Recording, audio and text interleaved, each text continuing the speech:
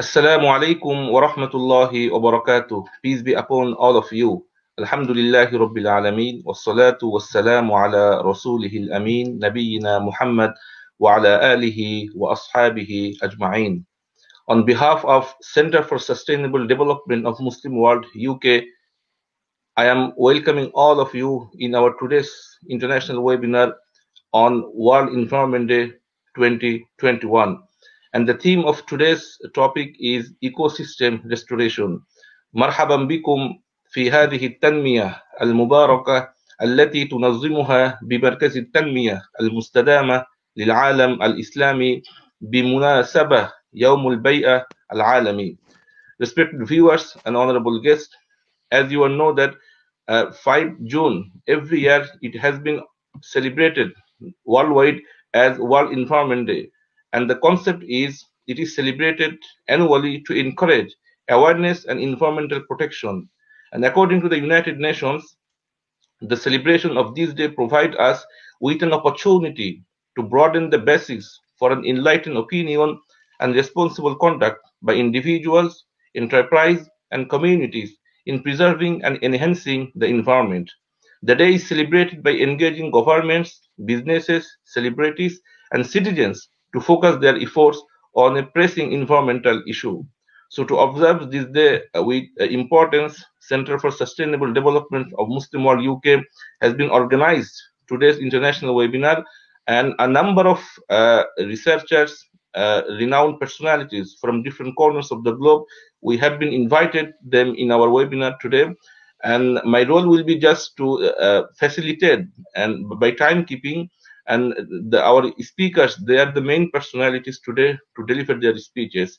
So we have with us as the chair Dr. Aishath Muneeza. She is an associate professor INCEIF Malaysia, and at the same time she was a former deputy minister, Ministry of Finance and Treasury, Republic of Maldives. So I humbly welcome our honorable chair in our today's session. We have with us a number of renowned scholars. We already have with us Khalid Saifullah. He is a PhD researcher on climate finance, Glasgow Caledonian University, UK. I welcome our honorable guest. We have with us Tipu Sultan. He is a senior lecturer, Renaissance School of Business, Brittany, France. We have with us as well Dr. Yusuf DİNÇ, forgive me if I mistake the names in pronunciation. He's an associate professor, Department of Islamic Economics and Finance, IZU. He's also a director of Management, Entrepreneurship and Leadership Research Center of Istanbul, Sabahattin Zaim University, Turkey. I welcome our honorable guest as well. We have with us as well, after some time, Dr. Abida Malik. She is the Director of Studies, PhD Supervisor, Center for Islamic Finance, University of Bolton, UK. She will be joining with us. And we have with us Dr. Salman Ahmed Shaikh. He is an Associate Professor, SZABIST University, Karachi, Pakistan. So I welcome all of our honorable guests today in our session. So with the speech of Brother Khalid Saifullah, we will be starting our program. And he will be talking about ecosystem restoration from Islamic perspective, Islamic notion. So at the beginning of this session, I humbly welcome Brother Khalid Saifullah and request him to deliver his speech on ecosystem restoration from Islamic perspective.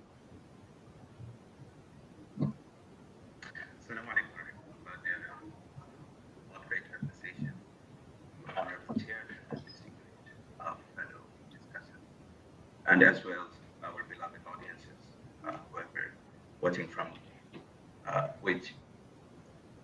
whichever part of the world you are watching from. Assalamu alaikum wa rahmatullah. And welcome everyone. A very good morning from my part. Welcome everyone to our today's discussion. The topic that I have been assigned is about discussing the Islamic notion on ecosystem restoration.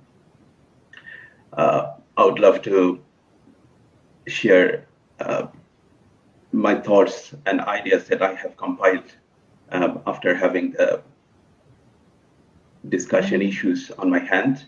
I hope you will have a good journey throughout the slide discussion.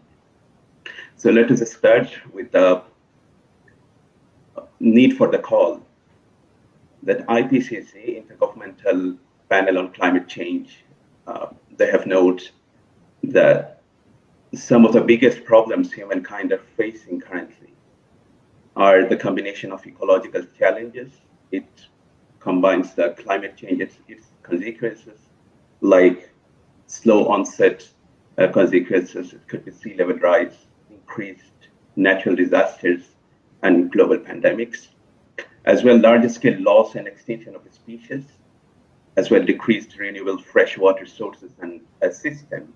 This is very important, that is too fragile to adapt to the rapidly occurring changes. This is from the perspective of climate issues and environmental issues.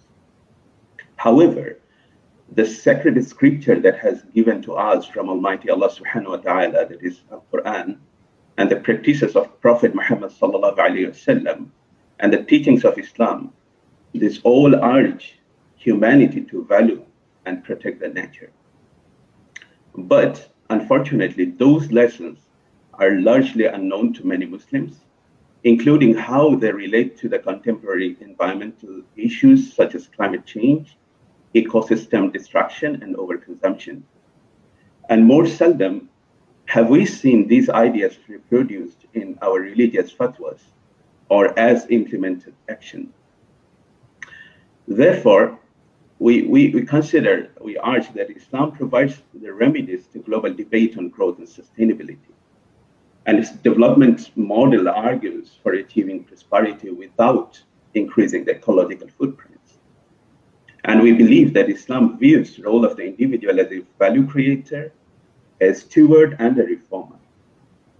And there are some issues and principles to take care of that are social equity, governance, good governance, participation, degrowth, conservation, etc. This is to restore the ecosystem from the perspective of Islam. So this leads us to the discussion of Islamic eco-theology, where Islamic worldview defines not only living a life, rather living a good life, which is hayat tayyiba, and as well living a lifestyle which is called zuhud, living lightly on the earth, as well caring for both people and the nature. This is not only one direction that we are interacting only with people, as well with nature. And the holistic view of Islam founded on the notion of the harmony, that there are natural state or fitra that should be taken care of, as well as we have to respect the balance or mizan that Allah subhanahu wa ta'ala established on the earth. And as well, we have to be careful enough about the proportion or the miqdar Allah subhanahu wa ta'ala settles in the universal system or ecosystem. These actually construct the ideas of Islamic eco-theology that include all those concepts and precepts that is referred in the Sharia as Allah's design of natural world, or ilm al-khalaq, and humans' responsibility for its utilization, its preservation, and its maintenance. You'll be very strange to know that Muslim eco-theologies, they have compiled around 750 verses of the Quran. Those are related to the creation of natural world, the laws and that govern it, and its impact on the quality of human life. For example, the word ma'a, that is water, it appeared more than 60 places in Quran. And Allah subhanahu wa ta'ala also mentioned it as the origin of whole biological life. This is in chapter 21, verse 30.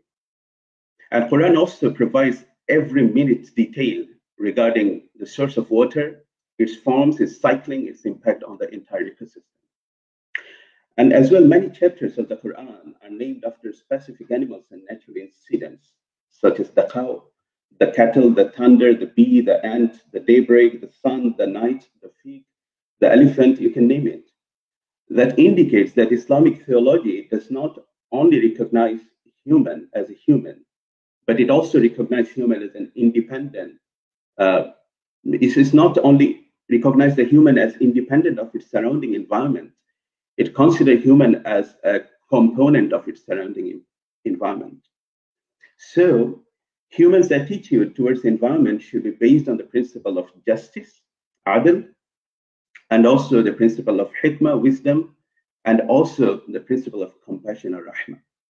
And we have to be aware of Allah's presence, as these are the signs of Allah subhanahu wa ta'ala. That means the environment where we are living, this is as well a gift of Allah subhanahu wa ta'ala, and also ayatullah. These are the signs of Allah subhanahu wa ta'ala. It reminds us the presence of Allah subhanahu wa ta'ala. Just yesterday, I was visiting Peak District, which is a very naturally biologically protected area of where I live in Sheffield.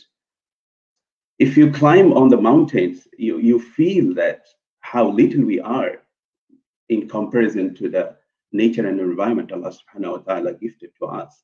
It reminds us in every minute of the presence of Allah subhanahu wa ta'ala. So I will slowly derive you throughout the discussion of these three principles that we have to remind. Today, I was looking through the UN websites that have discussed about recreate, reimagine, and restore, about today's restoration of ecology. From our discussion, or from our perspective, we will consider these three discussions through recreating the trusteeship principle, reimagining the conservation principle, and restoring the divine balance principle. Let us discuss what are these issues about. Restoration of principle of trusteeship. This establishes the nature of relationship between God, human, and the earth. We all know that the famous verses that Allah subhanahu wa ta'ala created us as a Khalifa on the earth.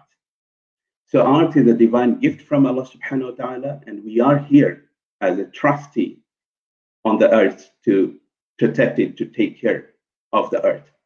You can see this throughout the chapter, Surah Baqarah, also chapter 6, also chapter 35.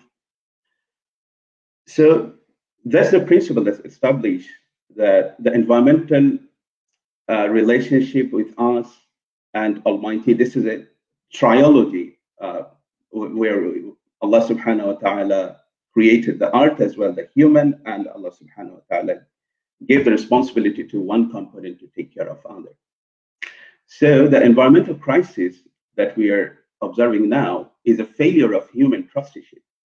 And Islam views the root cause of global warming and its ecological destruction is due to the absence or lack of human stewardship and the deviation and departure from the fitra, or the natural state. Modern technocentric human, they're fully dependent on the energy resources, that has abandoned the principle of stewardship and we started behaving like owner rather than a steward or trustee, or we started behaving like a consumer rather than a guardian of or the protector of the environment. And this has changed the nature of relationship from owner to the trustee and has become the root cause of today's environmental disequilibrium. And there is a call, and we urge that to rebuild the concept of trusteeship rather than ownership to improve the earth's conditions and to protect the ecology from humans' exploitative behavior. The next conservation principle that we are urging a call to restore, you will see that there are overexploitation, overconsumption, and wastefulness, which is a israf in the concept of Islam of natural resources. They are the major contributing factors of today's ecological vulnerability. And for the Muslims, conservation of resources is not a reactionary method to avoid the resource death. Rather, the conservation principle is an active process and an active component of faith. Quran mentions in chapter number 6 and chapter number 7, but waste not, but by excess, for Allah loves not the wasters. It's Qudu washrabu wa la tusrifu. Allah subhanahu wa ta'ala is encouraging us not to overexploit, not to overconsume. And there are prophetic lessons of conservation behavior. This is to develop our personal behavior. It is from referring to the event of Udu by our companion Sa'ad. And when Prophet ﷺ was passing him, he was discussing about wasting water and over-consuming the water during performing Udu for the prayer. And Prophet ﷺ was reminding him not to use excess natural resources during that time, even it is from flowing river water.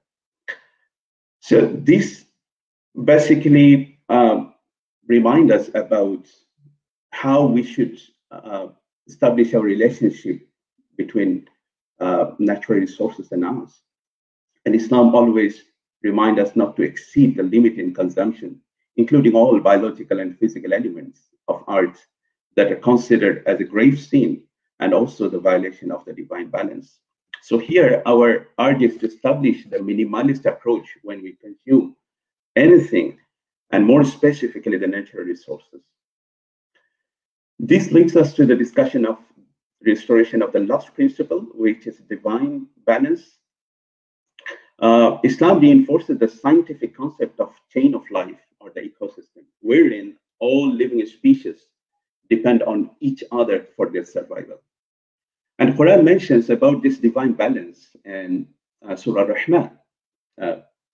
Allah subhanahu wa ta'ala is saying from verse number 7 to verse number 9, that, and he has raised up the sky and he has set a balance, that you exceed not the balance, but observe the balance strictly, nor fall short thereof. So this is about the mizan Allah subhanahu wa ta'ala is talking about here. And in our relentless pursuit of economic growth and consumption, we disrupted this balance on the atmosphere that Allah subhanahu wa ta'ala was saying that he set on the sky. And this atmospheric imbalance or disruption from either CO2 emission or ozone depletion or different kind of pollution has brought us through another route of the consequences that Allah subhanahu wa ta'ala mentioned in chapter number 7.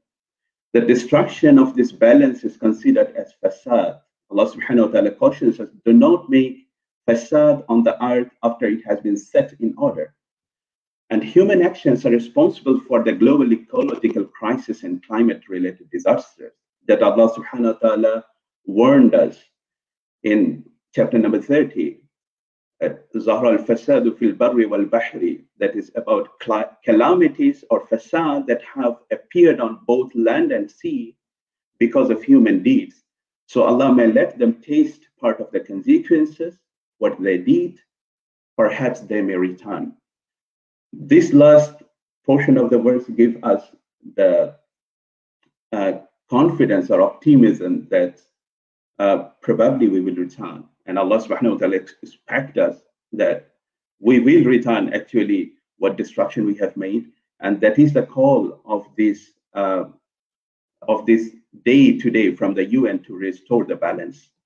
And here our call is to restore the balance in land and ocean to avoid the climate change. You will see a lot of documents that has been published from IPCC that is either on saving the ocean or saving the different atmospheric components of the land. Here is a little way forward. This is for actions, practical actions. I have just summed up from my understanding. I will start from the beginning, that is about focusing on justice, focusing on degrowth, sustainability, and harmony between the nature and human. We also have to have a shift from the general form of environmentalism, that is just we are purchasing some green products, we are looking some green labeling on the product while we are buying our daily groceries from the stores, or we are consuming less plastic related issues, we are becoming plastic savvy, or we are kind of avoiding pollution like transforming our normal car to an electric car. This will not actually help to save the environment broadly, because the ecological destruction that has been made is far beyond that. So we have to have, of course, we need the first general kind of environmentalism, but we have to slowly shift from there to a transformative Islamic ecology. And specifically, this is a call to Islamic countries. They can actually be a model, whereas European countries are now a model to green development or climate leadership. So we can have a transition. We can have, specifically, this is a call for Gulf countries in the Middle East, where they are basically dependent on their oil or fossil fuel resources. They have to keep exploring the renewable energy resources for their economic development. And on a very personal level, there is a call about the consumption in economics. When we go to purchase something here in European economies, we go for searching for halal labeling. And we are happy with that this is halal, that's okay, then we don't need to think anything about what is behind it. But still, beyond that halal thing, we have to also ensure the sustainability of whole production system and the supply chain. And just a few days ago, I was watching a documentary which is called Seas Piracy. They are discussing that when we buy tuna can, we see that it is dolphin friendly. So when they fish that or catches the tuna fish, they don't kill the dolphin during that time. But they actually say these labeling are easy to purchase from the companies. You will just give them money and they will give you the label. You will just put it there. You don't need to comply. Nobody is going to the sea to check you that whether you are dolphin free. I mean, you are dolphin safe or not. So they say the whole fisheries industry, or they are killing the ecosystem of the ocean because of overfishing. And their final line regarding that is to save the ocean is to leave where it is. Just leave it, and it will be safe. So just to check the label is not enough. We have to also check the whole production system and the supply chain, because we are the consumer. If we drop the product, they must come forward to ensure the whole production system. Yes. Regarding the finance, I will conclude within a few minutes. Jazakallah for the reminder. Regarding the finance, investors' advocacy for green Islamic financial investment is a must, because the investors will create the demand and the pressure to the companies. And we also urge reviving the Green Endowment Fund or WACF concept to support a transition to a sustainable economy by promoting green innovation or ijtihad inspired by nature and culture. We also call a greening our religion. That means activism by our religious leaders. This is imams and the scholars in teaching both a spiritual dimension as well as scientific knowledge on environmental restoration. And finally, we also urge reformulating the fiqh or Islamic legal tradition to take the ecological dimension really seriously. And this is high time. There are some global efforts that has been circulated around. In 2015, the Islamic Climate Change Symposium, they adopted this declaration on global climate change, where they made a call that we will follow the footsteps of our Prophet ﷺ and the words of Quran to solve the problem. And there are other kind of global effort that has been initiated by UN Environment Program. That they have a program called Faith for Art Initiative. And under that, they have signed a charter that's called Al-Mizan, a covenant for art. And these are some basically initiatives that are leading us, and we have to actually sign those initiatives and come forward to support them. And this is my final slide, that ecosystem restoration, this is the last minute call in Islam. I will just remind you through a hadith of Prophet ﷺ who says, if the Qiyamah, the last hour comes, while you have a sapling on your hand, and it is possible to plant it before the hour comes, you should plant it. It reminds that the sustaining or investing in nature's growth, even when it is immaterial for the humankind. Jazakallah for your time and so much patience for going through my slides. Thank you very much. Thank you very much, Khalid Saifullah, for your wonderful deliberation. We were listening some very insightful deliberation, especially the action plan from Khalid Saifullah. So thank you again for your wonderful deliberation. As I mentioned earlier, I mean, the World Environment Day 2021, the theme of this year is ecosystem restoration, and Pakistan as a country will be the global host for the day. And this day will kick off the UN Decade on Ecosystem Restoration, that is 2021 to 2030, a global mission to revive billions of hectares from forests to farmlands, from the top of mountains to the depth of the sea. And in a very short, the ecosystem is a community of plants and animals interacting with each other in a given area and also with their non-living environments. And the non-living environments include weather, earth, sun, soil, climate, and atmosphere. And it relates to the way that all three different organisms live in close proximity to each other and how they interact with each other. So, dear audience and respected guests, at this point of time, we will be listening from Tipu Sultan. He is a senior lecturer at Rennes School of Business, Brittany, France, and he will be delivering his speech based on importance of World Environment Day. So, Brother Tipu Sultan, now please.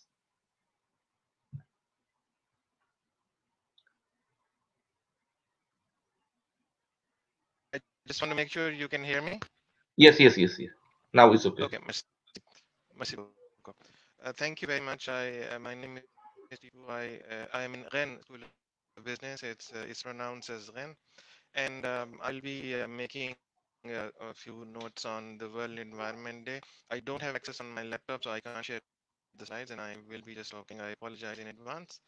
I think the World Environment Day is extremely important because if we just look at a few numbers, not much, but a few numbers, with every 3 seconds, according to the United Nations, every 3 seconds, the world loses enough forest to cover a football field, which is a lot. And that's every 3 seconds, not minutes, not hours, every 3 seconds.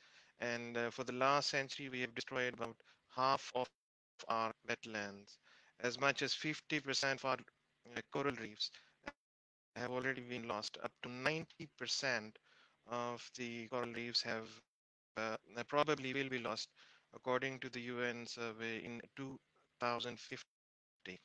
Even if global warming is limited to 1.5 degrees Celsius. Well, that's within the climate, the Paris climate, the Paris climate agreement. So even if we go by the standards, which are very high standards, by the Paris climate accord, it would still be a 90% loss to the world's coral reefs.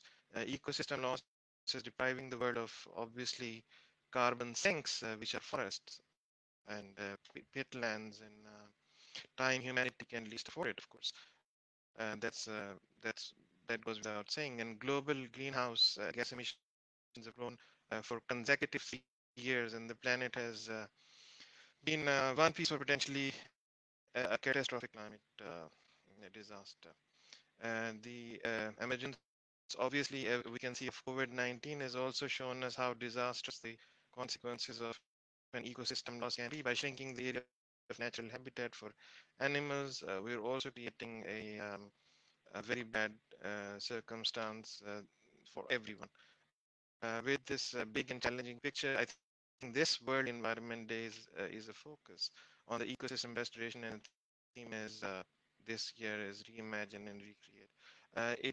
For this year, the World Environment Day is, I think, if I'm not mistaken, it is a uh, rotating presidency. So this year it's going to be held in Pakistan. Correct me if I'm wrong. In 2021, and it is for this theme, the World Environment Day. Um, uh, I think Pakistan is the host. On Wednesday, I think Pakistan already kickstarted the event with a cycling event to generate a awareness regarding ecosystem restoration. The United Nations has been the UN Decade on Ecosystem Restoration is part of a sequence of joint events held by the WHO and the World Health Organization. The joint venture will solicit to reimagine, reinforce multi-sectoral collaboration and engagement at human, animal, plant, ecosystem levels in interface, also known as One Health. The collaboration of WHO with the UN, I think it came just a day prior to the World Environment Day, which is observed every year on June 5. And so with this, I was listening to my brother who was speaking prior to me, and it was so wonderful that he linked the how he linked the Islamic financial principles and also the core principles of Sharia to the Islamic Islam to the world environment. And it's very important indeed because here in France we are very conscious of the World Environment Day, and France is, I think, one of the first and foremost country that prides itself in spearheading and being the torchbearer of global environmentalism. If you can see, it is the Paris Climate Accord was held in Paris on the auspices of the French president, and it's still um, very much an endeavor for the world, but France in itself has been taking the lead in making a profound change to our practices in terms of effective multilateral action on environmental change. The speed and scope of the consequences of the environmental crisis that we see today are unprecedented, and therefore I think it's very important for us to control the greenhouse gases, and for us to make sure that we control it before it goes out of hand. It's not just a crisis for Muslims; it's a crisis for everyone. And for sure, Islam, being the second biggest religion of the world, being 2 billion people in population, has a very, very important role to play. And being, I think with the increase, the exponential, I would say, not just the increase, but the exponential increase in the Islamic finance, the role that Islamic ethics in terms of environmental protection and environmental protection that it can play is also increasing in eminence. And you see the European sphere of Islamic finance, how it's growing.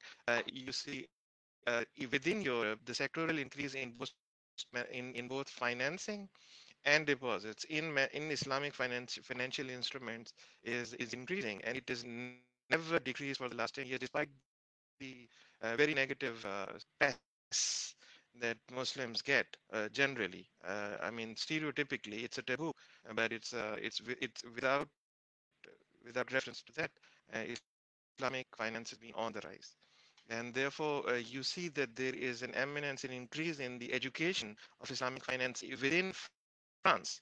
So within France, we have many universities that, including my university, that have courses on Islamic finance. And there are publications that are happening now. So 2 days ago, there was a publication by a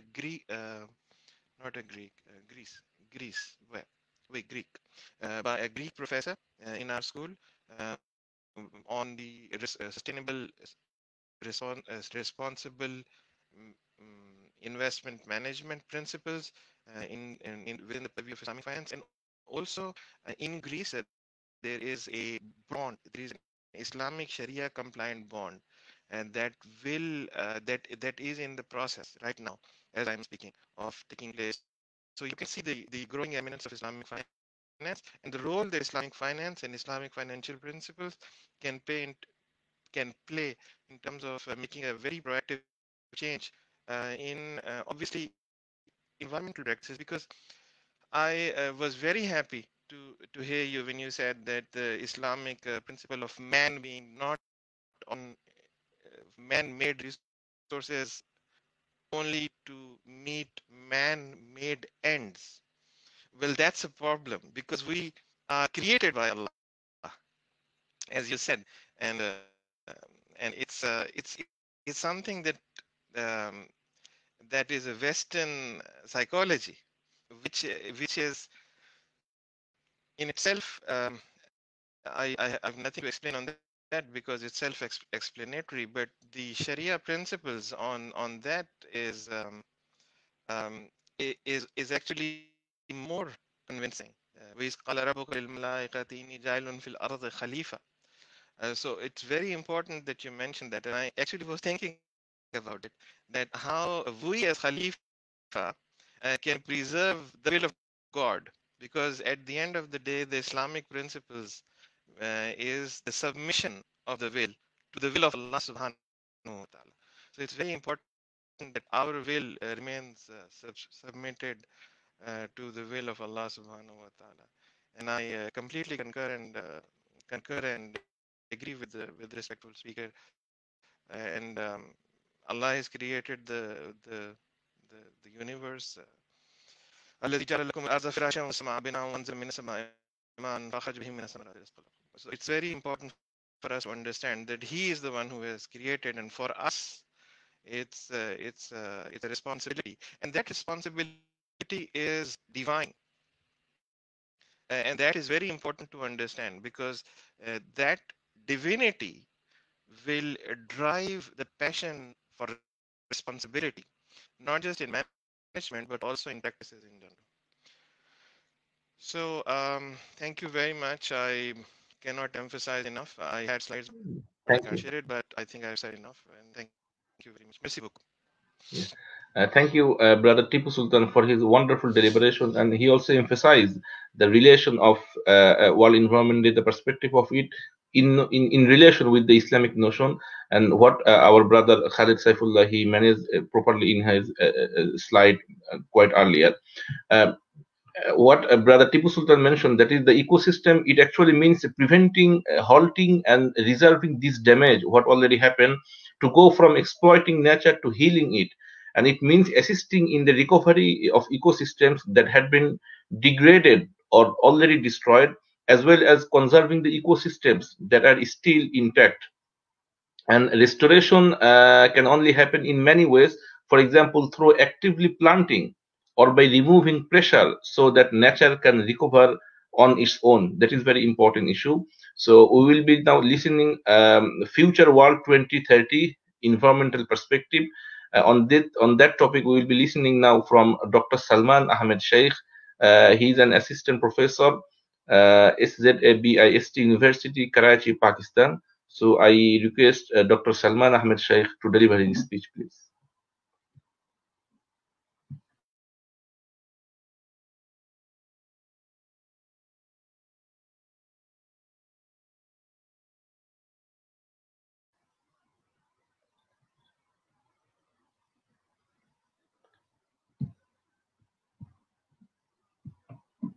Yeah.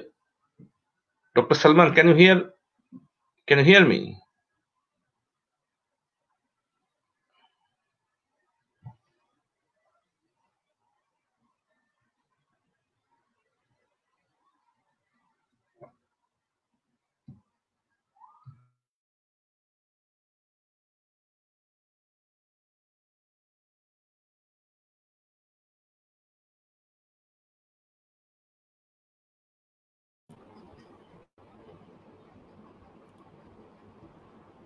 Can you see the screen?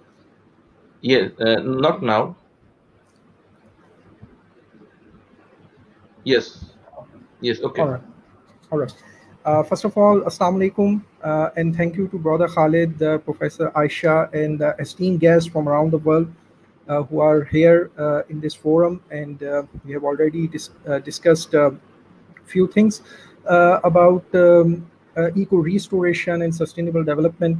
I would talk about sustainable development in post-COVID-19 world scenario, and how Islamic finance, including the Islamic commercial finance institutions as well as the social finance institutions, can help to contribute towards mobilizing resources which are required for sustainable development, especially in the post-COVID-19 world. My presentation would be talking about the sustainable development goals, and I would also give results of one of my study with Professor Dr. Kabir Hassan, where we try to measure the sustainable development in OIC countries and look at the state of development or underdevelopment from the SDG perspective. And then I would talk about what Islamic finance can offer through its value system, teachings, as well as instruments and institutions to contribute towards SDGs.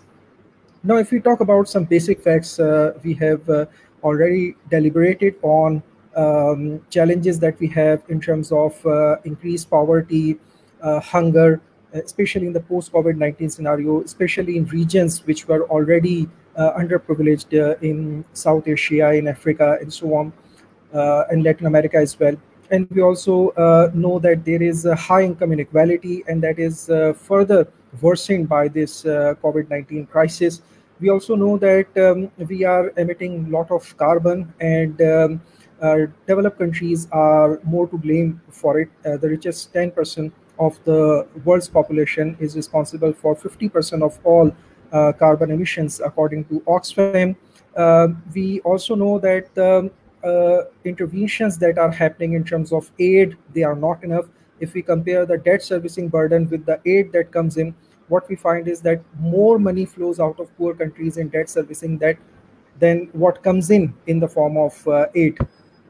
And we also have this problem that we focus only on markets, whereas the economy is beyond markets as well.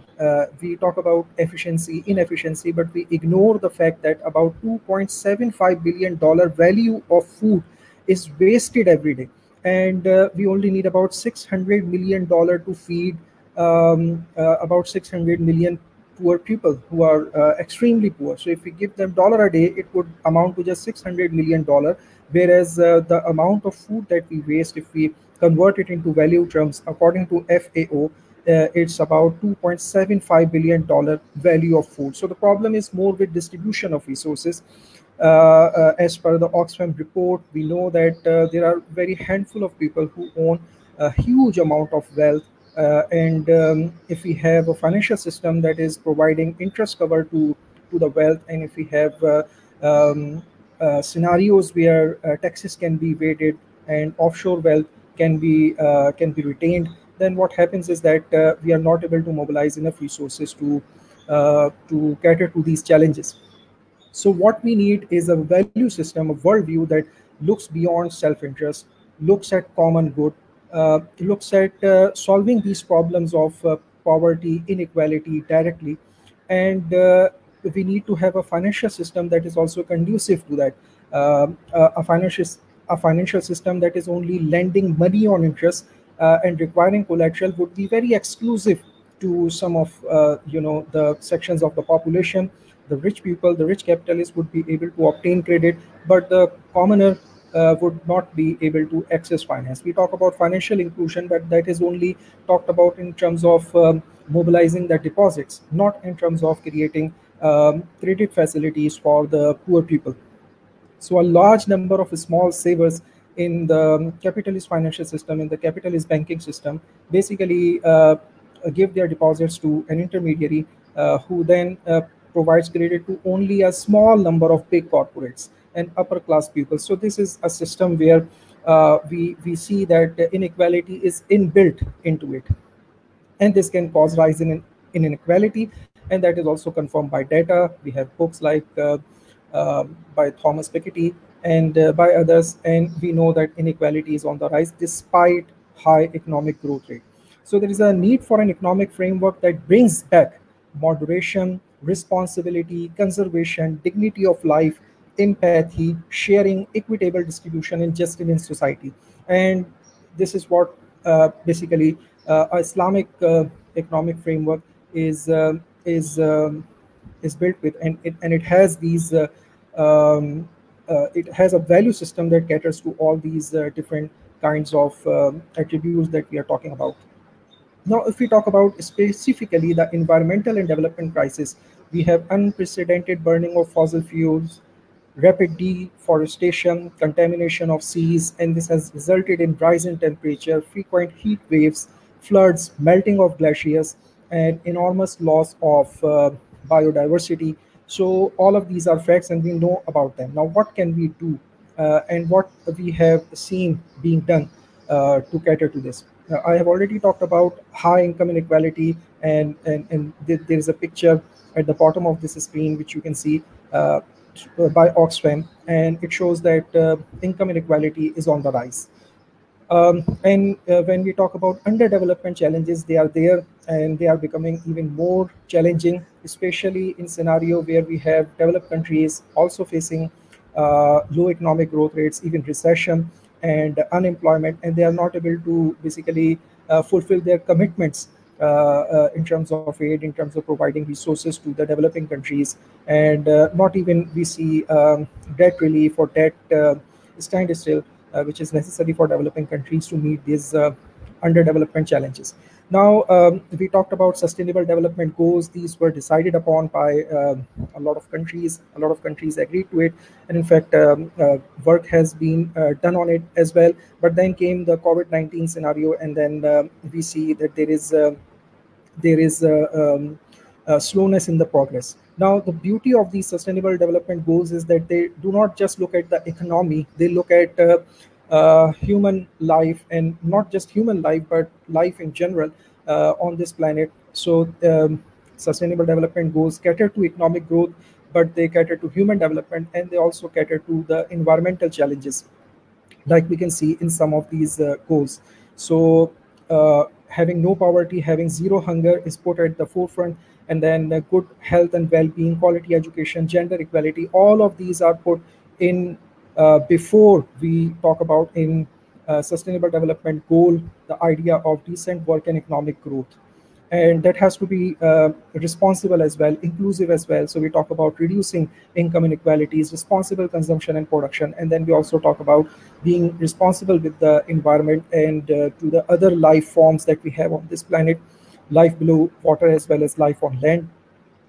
So these goals are very beautiful, but in came COVID-19 and the scenario changed. There is low growth, high expenditure on relief efforts, high fiscal deficit, and what it does is it leaves less resources for investment in environmental projects. So projects relying on private crowdfunding face constraints as corporations and labor force, which were basically contributing to these causes and projects, they see the decline in their incomes. And some gains that we had in the last few years have been reversed as well. Poverty has increased. There is rising hunger. In terms of health, we have 3.8 million deaths, and we are still counting. But we also need to take into account that air pollution itself just kills about 7 million people every year. So in about 18 months, we have had 3.8 million deaths from COVID-19, but air pollution in a routine year just kills 7 million people. So we have been catering to the challenge of COVID-19, but we also need to take into account that environmental challenges are almost as much lethal, and in fact more lethal, as we see from this statistic. SDG 4 talked about education, but we see that there are a lot of countries, a lot of regions where there is no schooling for almost 1.5 years. There is increased unemployment. This has reversed some of the gains in SDG 8, which talked about decent work opportunities. There is decline in industrial growth and overall economic growth. Large corporations have survived, but the retail sector, informal sector, micro entrepreneurs, they have suffered a lot. So the SDG 10, which talked about reduced income inequalities, what we see is that income inequalities are on the rise, and the access to relief efforts is also quite not equitable as well. And then we see that more using of packaging material in e-commerce, because when you are going to a shopping mall to make purchases, you might take your own shopping bag. You might just carry some things in hand as well. But when e-commerce grows, the use of plastics, the use of packaging material increases, especially plastic. And there is also more nuclear travel. So the mass transit is stopped due to maintaining social distancing. But what happens is that when people are traveling alone in a single car, which has a capacity of 5 people or more people, so this also burns more carbon per person as compared to before. Law and order has deteriorated in some countries as well, because if people are not able to get enough relief support from the government, so they might opt to some illegal activities as well. So the law and order situation has also worsened, which was emphasized upon in SDG 16. So there are challenges. Now, if we talk about measuring sustainable development, we did one effort in a study we took some indicators related to each of the SDGs, like for poverty and hunger and so on. And then we computed an index by averaging all the numbers related to each of the SDGs. And then we came up with a ranking of OIC countries.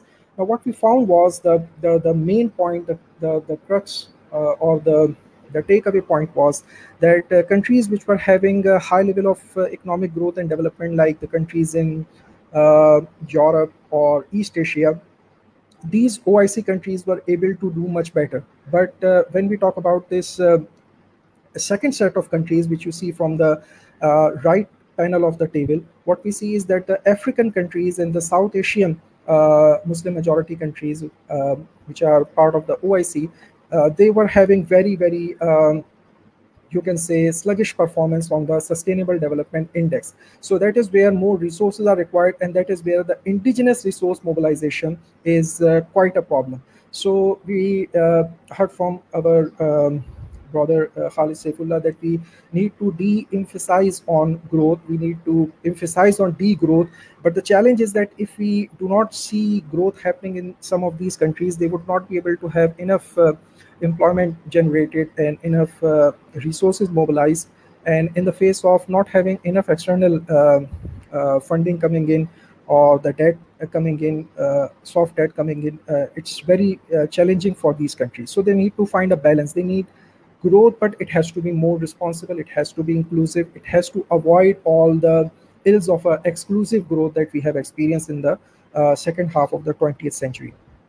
Now, if we talk about the Islamic finance, it has its value system, which basically brings in the responsibility factor in the preferences, in the choices. And then we have specific institutions in the commercial finance and social finance institutions which can cater to sustainable development. So first of all, talking about Maqasid al-Sharia, we have Hifdul Deen, Hifdul Nafs, Hifdul Akal, Hifdul Nasl, Hifdul Mal. If you translate them into English, basically they emphasize on spirituality, physiological needs, intellectual needs, sustainability needs, economic needs. So this is a you can say modern interpretation, which was also emphasized by brother Khalid Saifullah, that we need to have a fresher look at our understanding of fiqh as well. So if we give it a contemporary you can say picture, not undermining what the meanings of these terms are, but just extending their meanings, we can basically see a lot of contributing factors which are very conducive for sustainable development. Like when we talk about the spirituality, the belief system, the value system, the teachings which we get from the scriptures, they emphasize on moderation, responsibility, and justice from the verses that have been quoted by our two speakers before as well. So these are very much linked with SDG 12 and 16, which talk about moderation, which talk about responsible consumption, which talk about peace and justice. So physiological needs, they emphasize on hunger, malnourishment, stunting, cleanliness, and sanitation, very much linked and sync with zero poverty, zero hunger, good wealth and well-being, and so on. So there is a clear we can see a clear sync between and clear link between SDGs and Maqasid al-Sharia from this slide. Now, moving forward in the Islamic finance architecture, if we talk about institutions and instruments, in Islamic finance, we have commercial finance, we have banks, we have investment funds, mutual funds, we have capital market instruments like Sukuk. We have seen Waqf-linked Sukuk issued in Indonesia as well very recently. We have Takaful, which is an alternative to insurance. And then we have Islamic social finance institutions as well, like Zakat and Waqf. If we talk about an Islamic economy, it works like this. It has commercial finance institutions as well as social finance institutions embedded in the economic framework, where households could be such that they have surplus resources. They could be people who are having dearth of resources, scarcity of resources, and who are poor. So they are provided with social finance help through zakat, ushur, homes, waqf. And then those households which are able to afford their purchases from the goods market, they would do that directly. And if they require durable goods, Islamic finance are there, which can finance cars, houses, and the durable goods for them. And for firms as well, they can finance their capital goods through Islamic banks, which provide asset-backed financing. So this is the Islamic economic framework in a nutshell. Now, we also need mobilization of resources outside of the market as well, in situations where commercial finance is not quite, you can say, applicable. Like when banks finance, they also look for the profits. But when we need resources to, let's say, combat poverty, hunger, we need to have reliance on social finance institutions as well. So if you look at each of the sustainable development goals and see which of the Islamic instruments can be used to meet that sustainable goal, we get this kind of a picture which is summarized in this table. If we talk about no poverty, there are Islamic social finance institutions like Zakat, Waqf, Karde Hasan, which is interest-free loan, Mudaraba, which is an inclusive equity-based mode of financing, whereby the client who is provided with finance is not required to bring in capital himself. So that is very conducive way to provide financing to the poor people who are having lack of capital, but they might have skills or the inclination to get those skills. So the Mudaraba based financing can also be used, as well as Salam, which provides funds upfront and does not require the delivery on ready basis. To combat hunger, again, we can use Zakat, Waqf and Karde Hasan. Good health and well-being, we can also include Takaful. Quality education, we can also include Takaful in that. Gender equality, we have Islamic teachings which by and large are gender neutral, and all these different kinds of instruments are also available to both men and women. In clean water and sanitation, we can have public finance instruments like Ijara Sukuk, Istisna Sukuk, Waqf Sukuk, green sukuk, a term that we often hear. These kinds of sukuk can be issued by the governments to basically cater to the needs of providing clean water and sanitation. They can issue these sukuk to get the financing for building the infrastructure or purchasing the infrastructure for providing clean water and sanitation facilities. Likewise, for affordable and clean energy, and for decent work and growth opportunities, a combination of trade-based, lease-based, and participation-based mode of financing can be used. For reducing income inequality, the institution of Zakat is very conducive because it has an inbuilt mechanism that those who have wealth above a particular threshold are required to pay Zakat to those people who have wealth below that threshold. So there is a automatic mechanism of redistribution, and this redistribution is not from poor to the rich. It is from rich to the poor. Whereas in a banking system, what we see is that a small number of corporate clients are provided with finance from the funds which are basically invested by a large number of very small depositors. For sustainable cities and communities, we can use different kinds of sukuk, and likewise Islamic value system and teachings guide us how we can bring in responsible consumption and production, how we can cater to climate action, and to preserve life below water as well as life on land. Lastly, I will conclude with some suggestions. Islamic banks need to give priority focus to green mortgages. This is an idea that is floated by some practitioners as well. So let's say if a person comes for home financing, if that person would use, let's say, solar energy, or would be using a very cleaner form of energy, then he would be provided with a subsidy. It could be funded by the central bank. It could also be funded by the commercial banks by giving priority focus to green mortgages, green car lease. So if someone wants to buy a car that runs on petrol as compared to a car that is a hybrid mode and more environment friendly, so then the markup rates or the rental rate should be lower, so that these kinds of technologies and these kinds of assets are encouraged and promoted, their use is promoted. So environmental friendly infrastructure can also be financed by Islamic banks on a standalone basis, and also by forming a consortium. Government can adopt green fiscal policy by including carbon taxation, by issuing green sukuk, by having low duties on import of environmental friendly technology, and providing subsidy to environmental friendly industries. Also, government can issue infrastructure projects, sukuk for infrastructure projects For instance, Musharaka Sukuk, Istisna Sukuk, and Ijara Sukuk. Musharaka Sukuk is very useful when a country does not have enough fiscal space to finance the cost of issuing the sukuk. So in Musharaka Sukuk, there is no such compulsion. You share the benefits of the project, but you are not compelled to pay a particular rate of rental, which is the case in Ijara Sukuk. Islamic social finance institutions have to be catered to as well, because there are projects where you cannot have a market-based solution. There are projects which require provision of common property resources or public goods. Here the markets fail. We need to bring in social finance institutions as well. Finally, a uniform and universal wealth tax like zakat can help in checking wealth inequalities and reducing the concentration of income and wealth.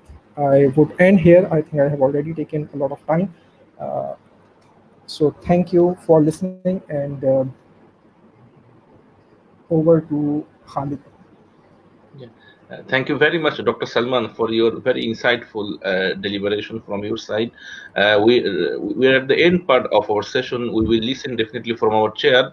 Before that, we will listen from our last speaker, Dr. Yusuf, and he will be discussing on SDGs and the Muslim world and analysis. He is an associate professor, Department of Islamic Economics and Finance, IZU, and at the same time, Director of Management, Entrepreneurship, and Leadership Research Center of Istanbul, Sabahattin Zaim University, Turkey. So I welcome Dr. Yusuf to deliver his speech. Before that, just one request. I already shared in our chat box the live link of Facebook of this session.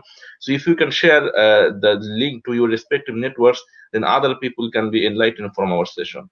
So this is a humble request to you. So I would like to request now Dr. Yusuf to deliver his speech, please. Thanks. Thank you very much for inviting me. It is really a pleasure of mine to be together with you today. Thanks, dear moderator, dear chair, esteemed scholars, and distinguished followers. Thanks for joining us. As you see, they give me the toughest topic, SDGs and the Muslim world. So it is a huge discussion area. I will discuss the main issues at the very beginning, then I will focus on some goals of SDGs. So please let me share my screen for presentation.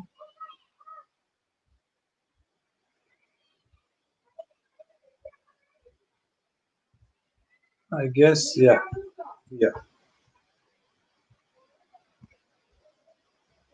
So SDGs are all can see my presentation, right? Please confirm, brothers. Yes, we can see it. Very good. So my presentation will have the SDG goals and analysis of Muslim world. Then I will discuss a new financial model, ROSCA, to shed lights on what ROSCA is. I know there are brothers from Bangladesh, Pakistan, so it is Samiti or BC, or for Malaysia, Paluwagan, for Indonesia, Arisan. We will discuss this model, and I will conclude. So I will try to catch up in 12 minutes. So my main objective is to analyze the Muslim world to bring solutions for some of the SDGs to be achieved. You know the goals. These are the presentation. So we can discuss many. We can discuss the harmony between the SDGs and the Maqasid al-Sharia. We can discuss some other issues, but I want to focus on some deeper perspectives. So why we need SDGs? I guess it is a problem of adala, justice. So what we did, humanity, we divided adala. So how we made it? We divided the rights of the creatures, abds in Arabic. What we introduced, human rights. So if we divide adala like this, human rights, animal rights, or if you divide it is holistic perspective, then it causes problems. So SDGs with the human right perspective, I guess we cannot succeed to achieve those goals and to offer better work for our generations. We should consider is holistic, and we should focus on the rights of the all creatures. So this is the main issue with SDGs, I guess. And still, if as Muslim, if we consider SDGs from human rights perspective, we will not take the SDGs for our own highest wealth, let's say.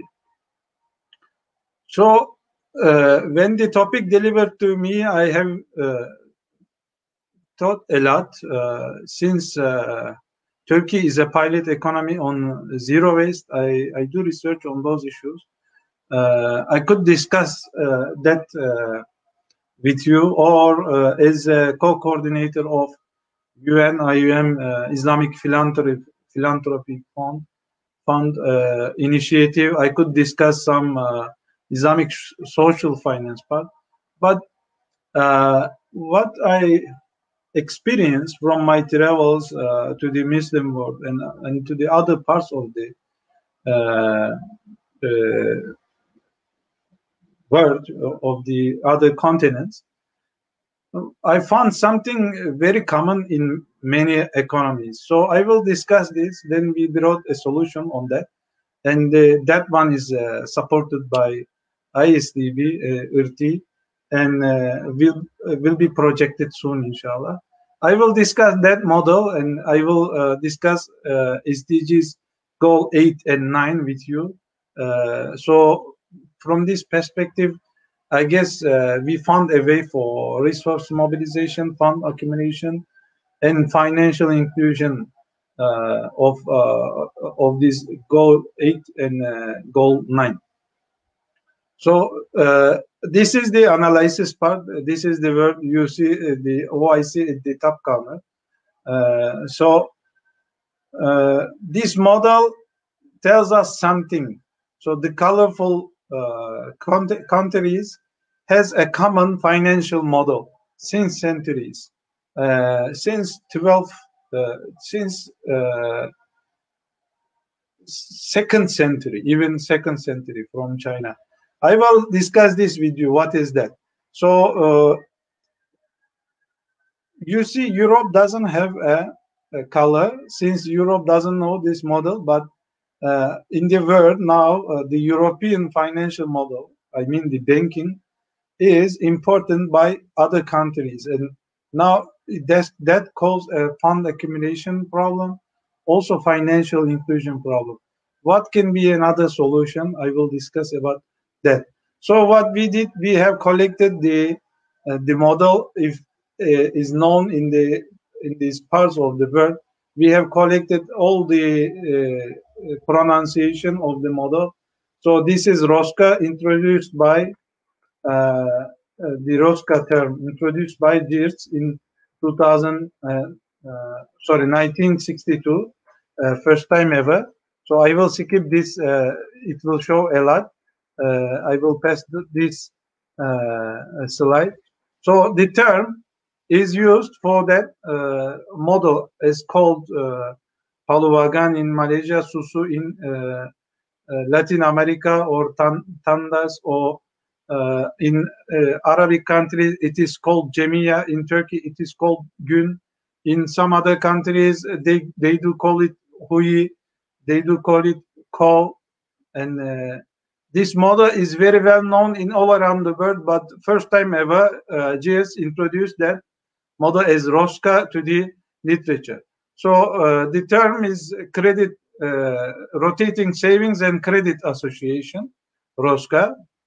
So that model is introduced first time by Geertz, but it is very hot topic in the anthropologist world.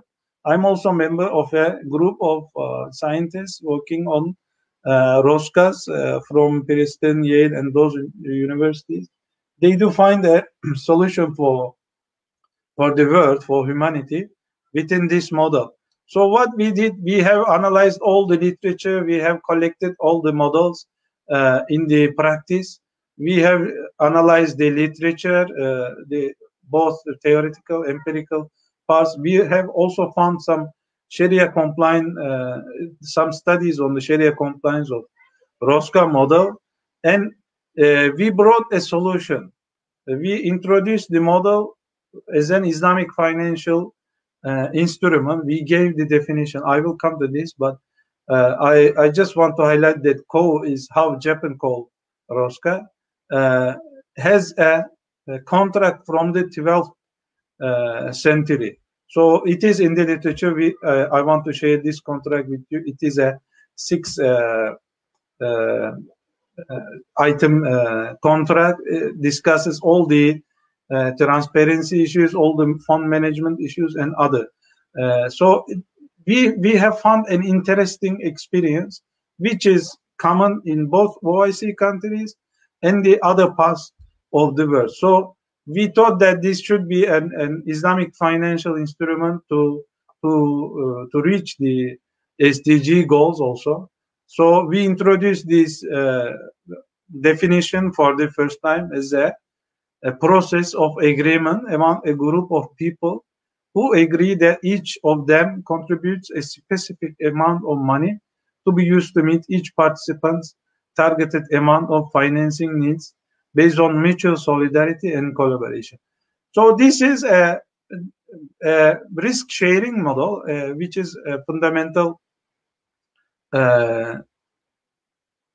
paradigm of Islamic finance. If we consider that the paradigm of Islamic economics is cooperation or collaboration, in the Islamic finance, it emerged as risk sharing instead of risk transfer.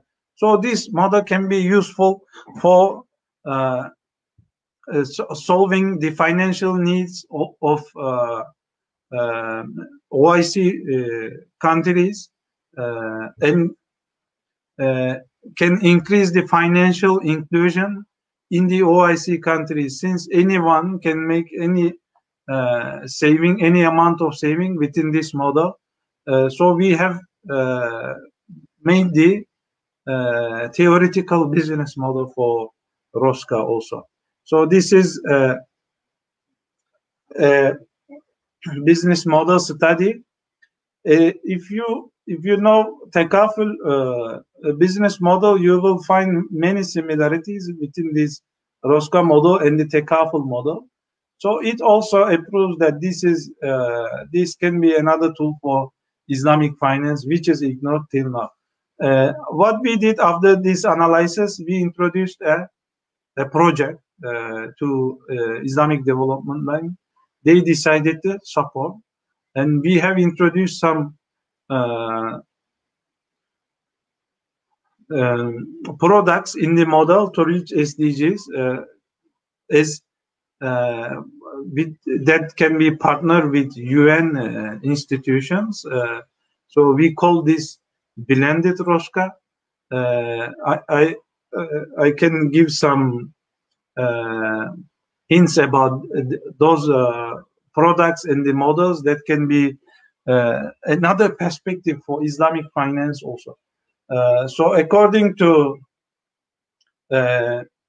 blended ROSCA, the participants will invest in the risk fund. I mean, they will save for a certain amount, and another portion will come from the UN agencies.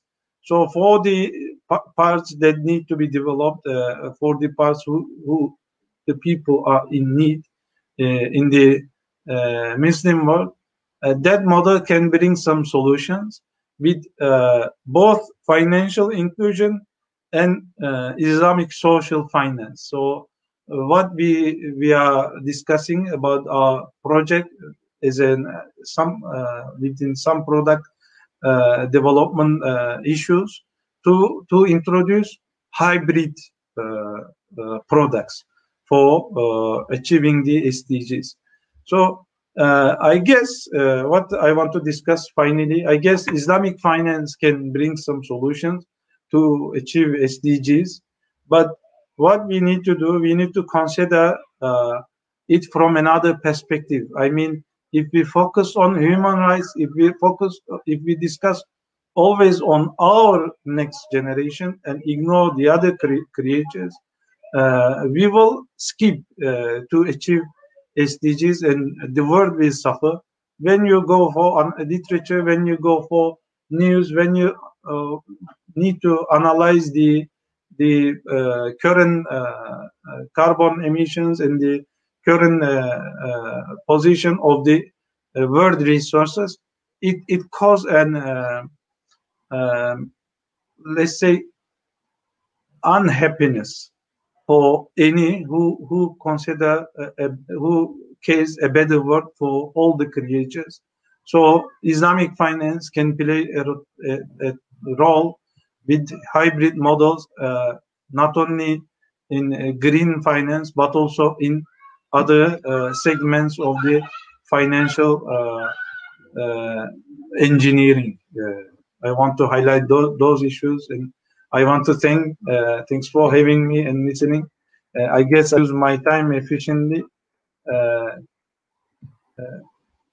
I stopped sharing screen, right? Yes. Yeah. I can discuss if yeah. Thank you very much, Dr. Yusuf. Yeah.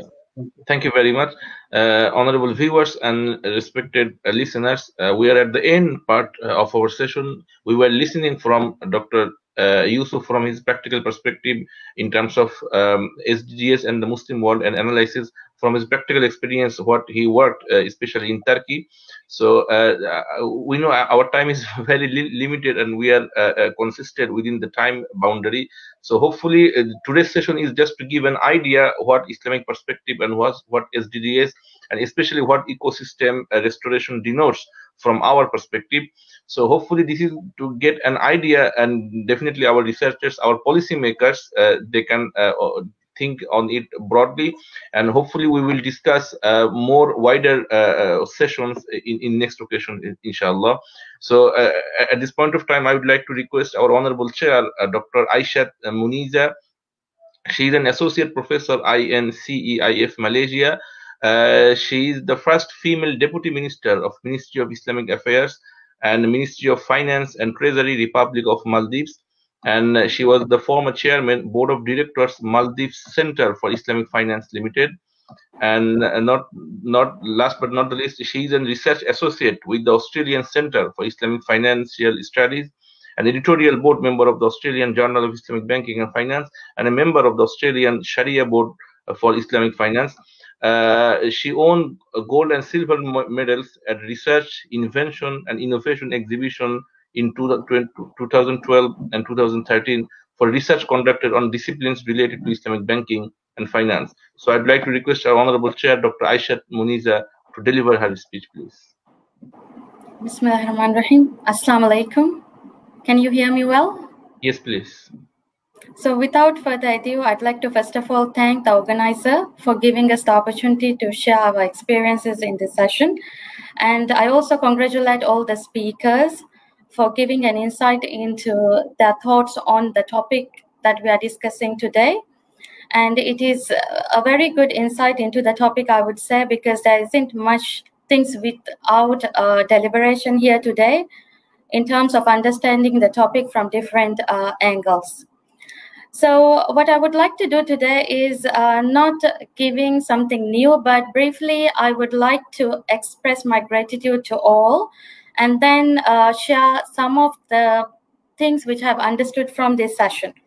So the first point I'd like to highlight is that obviously we need to understand that Islamic finance and environment is something linked with because of Sharia. And in Sharia, already green is embedded, meaning that environment protection is part and parcel of Sharia. So as such, what we need to do today is activate the trusteeship or the vicegerent role that we have on the earth, which has been given us by God. So meaning that when it comes to environment conservation and restoration, what we need to do is that we need to shoulder the responsibilities which we ought to carry in this world by reviving the role of trusteeship, so that at least we will be following the religion. At the same time, we would be fulfilling the role given by Allah subhanahu wa ta'ala to us effectively. So this is something we need to do, and this is something we need to emphasize on. The next point which I would like to highlight is that when it comes to environment protection, it is very important that we don't waste our resources. Therefore, I'd like to emphasize on using an adoption of circular economy notion so that at least we won't be wasting our resources. Instead, we'll be conserving it and we'll be carrying it to our next generation so that at least they would have something from us. Next point is that it's very important that we know what we are doing in this world right now in terms of human development. As you know, environment is directly linked with human quality of life. So even if you want to achieve SDGs, or even if you are talking about eliminating poverty, which is one of the SDGs, it's important that we conserve our environment and do it in a sustainable manner. And to do that, we have different types of models as well. The last speaker has highlighted one of the models that could be followed. And I believe that in different countries, there are different models followed, and it's a matter of adoption and unifying it for our own use. So this is something, again, very important. The last point which I want to highlight is that when it comes to financing of environment and climate changing matters and achieving carbon neutral societies, it's very important that we change the current perception or the current way of doing it. If you look at the different finances and financial institutions in the world, whether it is Islamic or conventional, most of them focus on profitability and also take projects ad hocly by assessing it project by project basis or case by case basis. So there could be a project where they deal with green environment features, and the finances would be ad hocly involved in those projects rather than looking at it from a general or a holistic perspective. So in this regard, it would be important for the finances to think and realize the carbon impact which is created for every cent which they spend. So that at least instead of looking at from profitability perspective per se, it would be catered in a different dimension that would help our environment, as well as we will become more resilient to the climate change, and we would be able to achieve carbon neutrality as well. So again, when we talk about this aspect, we would face challenges. Challenges here means when the whole society and the whole world is driven by profit, definitely state need to intervene, meaning that we need policies for giving subsidy or incentives so that at least there will be more finances and more people who are interested in this kind of a notion, whereby we can implement SRI frameworks or value-based intermediation approaches in different countries. So I believe that state intervention in this regard is also very, very important. So with this few key points, I think I'll stop there. And last but not least, I'd like to thank the Center for Sustainable Development of Muslim World for initiating such a discussion in this timely manner in conjunction with World Environment Day 2021. So may Allah bless all our efforts. Thank you very much. I hope I didn't take much time of you. Assalamu alaikum wa rahmatullah. Walaikum assalam wa rahmatullah. Thank you very much, our Honorable Chair, for her very precise but too short concluding remarks. What we discussed the last 1.5 hours, if I just summarize, we got the idea that as we humans have been exploiting and at the same time destroying the planet's ecosystems. And what our discussion, Tipu Sultan, he mentioned rightly that every 3 seconds, the world loses enough forests to cover a football pitch. And over the last century, we, the human, have destroyed half of the wetlands. And as much as 50% of the world's coral reefs have already been lost, and up to 90% of coral reefs could be lost by 2050, even if global warming is limited to an increase of 1.5 degrees Celsius. Ecosystem loss is depriving the world of carbon sinks like forests and wetlands at a time when humanity can least afford it. And global greenhouse gas emissions have grown for 3 consecutive years, and the planet is one place for potentially catastrophic climate change. So finally, how can the ecosystem be restored by the human being? Just a couple of points. All kinds of ecosystems can be restored, including forests, farmlands, cities, wetlands, and oceans. And restoration initiatives can be launched by almost everyone, every human being, including from governments and development agencies to businesses, communities, and individuals. That is because the cause of degradation are many and varied and can have an impact at different scales. So, for instance, degradation may result from harmful policies such as subsidies from intensive farming or weak tenure laws that encourage deforestation. Lakes and coastlines can become polluted because of poor waste management or an industrial accident.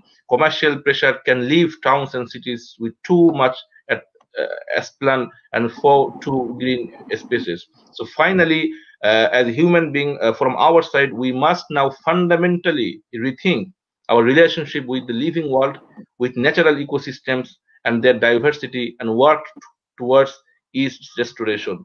That is the humble request from our side to the listeners and viewers. And at the last point, I would like to extend our warm gratitude and thanks to our honorable guests, especially for joining with us.